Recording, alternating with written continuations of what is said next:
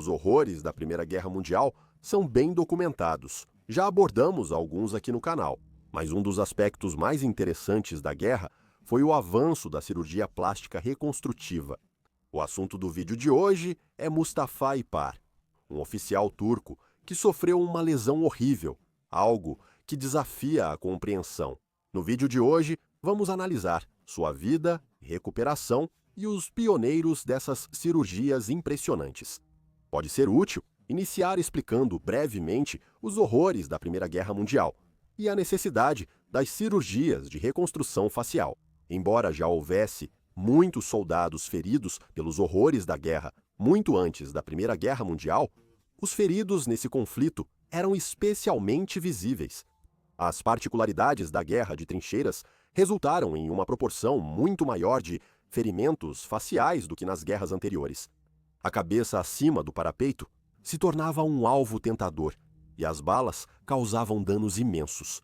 O intenso uso de artilharia fazia estilhaços atravessarem corpos e deixarem soldados com ferimentos permanentes. Enquanto isso, os avanços médicos melhoraram e o transporte e o tratamento mais eficientes fizeram com que muitos soldados feridos agora sobrevivessem a lesões que, no passado, seriam fatais. Sobreviver aos ferimentos não era suficiente. Médicos e cirurgiões precisavam encontrar formas de restaurar os soldados feridos. Máscaras faciais e próteses podiam ajudar alguns soldados, mas outros precisavam de uma intervenção muito maior. Esse foi o caso do tenente turco Mustafa Ipar. Mustafa integrava o exército otomano que lutava em Dardanelos. Essa fase da guerra ficou conhecida como a Campanha de Galípoli, uma tentativa dos aliados de abrir uma nova frente, enquanto a frente ocidental estava em impasse. Em fevereiro de 1915, os aliados lançaram um ataque naval aos Dardanelos, acreditando que os defensores otomanos seriam facilmente derrotados. Mas isso resultou em alguns dos combates mais brutais. Desembarques navais fracassados prenderam as tropas aliadas nas praias, e os defensores otomanos e alemães resistiram firmemente em seus fortes. Foi nessa fase da guerra que Mustafa foi ferido. Ele foi atingido no rosto por estilhaços de um projétil disparado por um navio de guerra britânico. O dano em seu rosto foi devastador. Ele perdeu um dos olhos, todo o nariz, as bochechas, toda a mandíbula superior, metade da língua, todo o palato superior e grande parte do queixo inferior.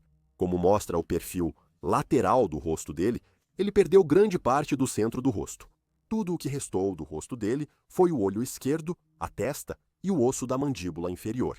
Mustafa conseguiu, de alguma forma, sobreviver a esses ferimentos traumáticos, passando por várias operações na Turquia.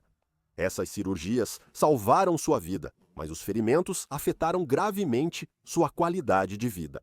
Ele não podia comer sólidos e precisava ser alimentado por canudo. Ele não conseguia falar, só conseguia transmitir emoção através do único olho que lhe restava. Os cirurgiões não tinham habilidade nem recursos para reconstruir seu rosto. Na verdade, quase nenhum cirurgião tinha. Foi o cirurgião neozelandês Harold Giles quem procurou resolver essa situação em grande escala. Ele havia testemunhado em primeira mão as graves lesões faciais que afetavam muitos desses soldados ao redor do mundo. Ele havia retornado à Grã-Bretanha e conseguiu montar uma ala especializada em ferimentos faciais no Hospital Militar de Cambridge, localizado na Frognall House. Giles foi pioneiro no uso de enxertos de pele para a cirurgia reconstrutiva em larga escala. Um dos procedimentos mais bem-sucedidos envolvia levantar um grande retalho de pele saudável de uma pessoa, no que era conhecido como pedículo. Esse retalho de pele ficava localizado próximo ao ferimento ou à área do rosto, a ser reconstruída. Enquanto ainda conectado ao local doador, o pedículo era movido para a lesão sem cortar sua ligação com o corpo. Manter o fluxo sanguíneo aumentava a chance de o corpo aceitar o enxerto de pele. Em 1918, Mustafa Ipar foi para a Alemanha em busca de um cirurgião capaz de reconstruir seu rosto. O Dr. Jack Joseph era um cirurgião alemão considerado por muitos como o pai da rinoplastia. Joseph foi nomeado para a Clínica Universitária de Berlim em 1892 e ficou conhecido mundialmente. Por conta de suas cirurgias reconstrutivas, ele provou especialmente suas capacidades ao ajudar soldados desfigurados da Primeira Guerra Mundial.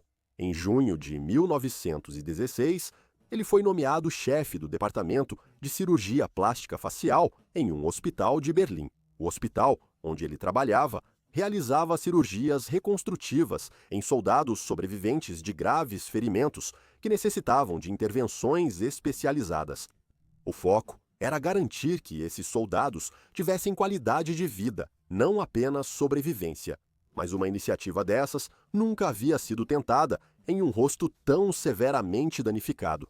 O processo para reconstruir o rosto de Mustafa exigiria várias cirurgias, começando com uma incisão no couro cabeludo de Mustafa, de uma orelha à outra. Esse retalho de pele seria usado depois para formar o formato do novo nariz de Mustafa. Joseph, então, enxertou um retalho epidérmico retirado das nádegas de Mustafa para formar a nova membrana mucosa da boca e do nariz. A ferida no couro cabeludo dele foi reparada com enxerto de pele das nádegas de Mustafa. Essa foi a primeira cirurgia. 4 semanas depois, começou a segunda cirurgia.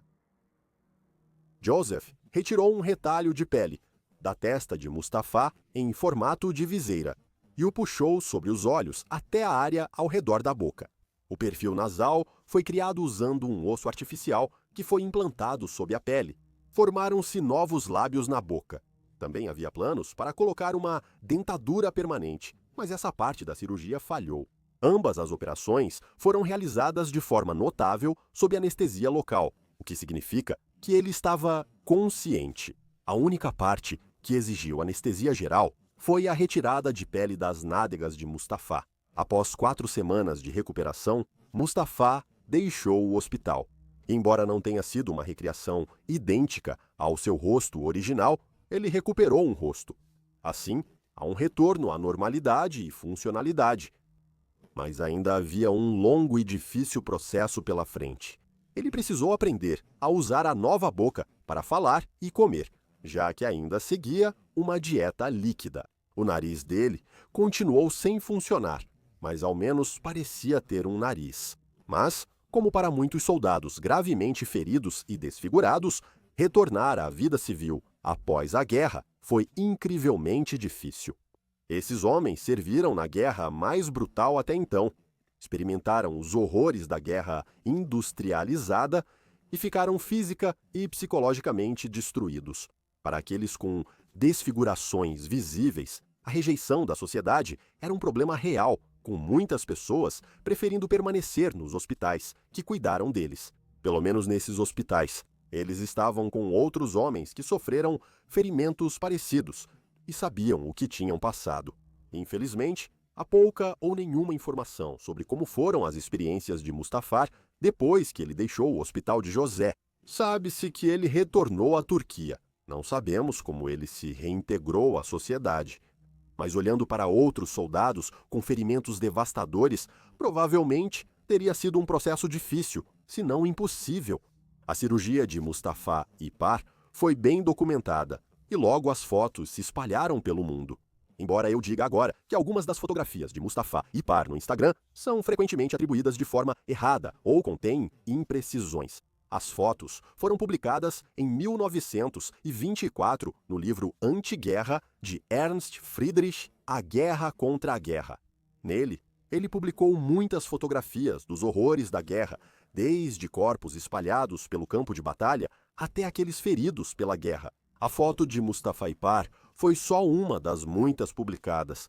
Fotos da cirurgia também foram publicadas por Joseph Roth, um jornalista americano que buscava apresentar o verdadeiro custo humano da Primeira Guerra Mundial. Após isso, houve pouco. Espera-se que Mustafa tenha conseguido aceitar seu novo rosto e que tenha recebido o apoio e o cuidado de que precisava desesperadamente.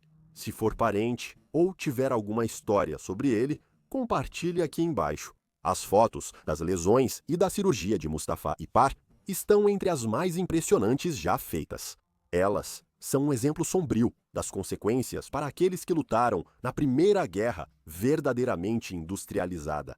E são um verdadeiro testemunho dos médicos que buscaram reconstruir uma aparência de normalidade para aqueles destruídos pelos horrores da guerra.